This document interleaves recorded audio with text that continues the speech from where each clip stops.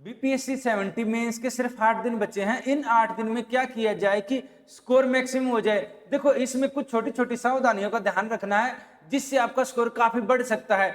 जैसे इसमें सिर्फ और सिर्फ रिवीजन करें, इसके अलावा कुछ मत करें। हाँ, रिवीजन के अलावा एक काम छोटा सा कर सकते हैं, जिसमें जैसे कि आप जहां किसी संस्थान से जुड़े हैं, किसी टीचर से जुड़े हैं, किसी फैकल्टी से जुड़े हैं, जिन पर आपको विश्वास है, उनसे आप हल्का सा फीडबैक ले सकते हैं जो आपका 1-2 दिन में काम करे। जैसे कि अगर आप लिख रहे हैं तो इसको कैसे हल्का सा कैसे चेंज किया जाए और अच्छे से लिखा जा सके।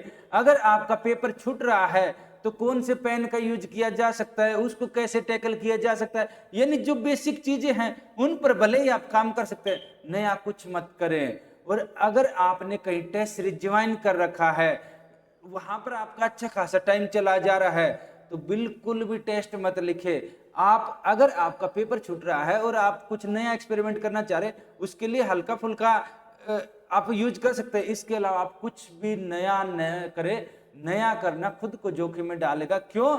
क्योंकि आयोग में क्या रहेगा, सिर्फ और सिर्फ एक टॉपिक से नहीं आता है। आप देखेंगे जो जीएस का पेपर होता है, इसके अलावा एसए का रहता है, तो जीएस में आपको सिर्फ और सिर्फ एक टॉपिक नहीं पढ़ना आता है। जीएस फर्स्ट भी पढ़ना है, जीएस सेकंड भी आपको पढ़ना है, इसके अलावा आपको एसए भी पढ़ना है, और एसए के अलावा आपको ऑप्शनल सब्जेक्ट रहता है, ये भी आपको करना होता है। तो आपको क्या करना है, एक सब्जेक्ट के ऊपर ही न बैठे। अगर हो रहा है तो ठीक है, नहीं तो उसको उसको अंदर जा जाकर रिसर्च न करें। अभी क्या करें, अभी जो आपके पास सब्जेक्ट है जितने हैं उसमें हल्का हल्का सा देखते जाइए। जैसे history, geography, polity, economy, Bihar के बारे में, तो ये सारी चीजें करंट अफेयर से लेकर सारी चीजों पर गो थ्रू होते जाइए।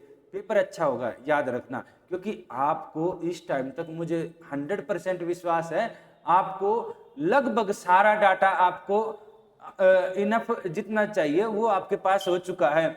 अभी उसको सिर्फ पेपर के अकॉर्डिंग यूज करना है।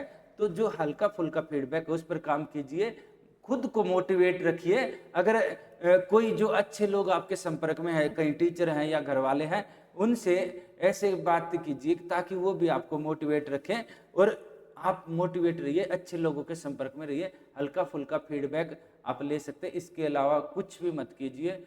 हाँ, सेहत का जरूर ध्यान रखिए। टेंशन बिल्कुल नहीं लेना है, टेंशन नहीं लेना है। क्यों?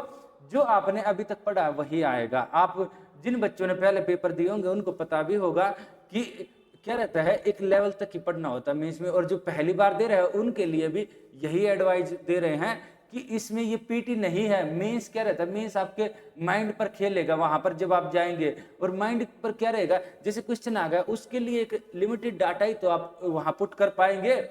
अगर क्वेश्चन 8 मार्क्स का है तो कितना रहेगा, 150 वर्ड। 7 मार्क्स का है तो 125 वर्ड।